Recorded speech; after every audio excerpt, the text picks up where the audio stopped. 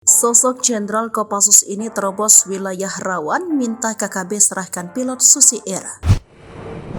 Tahu tempat persembunyian Egyanus Kogoya dan pilot Susi Air Philips Mark Martins, Mayor Jenderal Maijen Isaac Pangemadan menjadi Panglima Kodam, Cendrawasih beri ultimatum. Isaac bahkan meminta KKB menyerahkan secara sukarela pilot Susi Air tersebut. Sebab dia mengatakan TNI sudah tahu dan bisa kapan saja menghancurkan markas KKB tersebut. Meski begitu, Isaac tak mau terjadi perang, dia lebih mengedepankan perdamaian dan menyelesaikan persoalan tanpa perang. Sejauh ini, Isaac yang berpengalaman di medan tempur terutama wilayah Papua ini bertekad mengalahkan KKB tanpa bentrok senjata.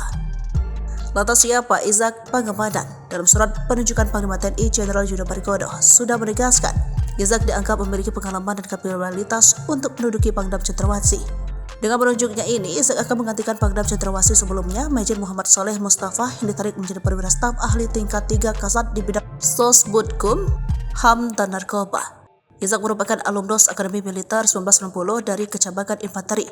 Dia memiliki pengalaman panjang dalam penugasan di Papua. Tercatat ia pernah menjabat Komandan Korem 172 Prajawira Yati pada Kodam Cendrawasih pada 2020 sampai 2022, sebelum digantikan Brigjen Juwinto Obong Sembiring. Pengalaman tersebut dapat menjadikan modal Isaac ketika akhir resmi menjabat Pangdam Cendrawasih. Jauh sebelumnya, Isaac juga pernah menjabat sebagai Komandan Batalion 32 pada Grup 3 Sandi Yuda Kopassus, kemudian Wakil Komandan Grup 3 Kopassus Sandi Yuda Kopassus, dan Komandan Grup 3 Sandi Yuda Kopassus. Keberanian dan kemampuan tempur Isaac sangat teruji. Dia pun dikenal sangat pemberani seperti dilansir dari Sriwijaya Post dari laman TNI AD militer.id.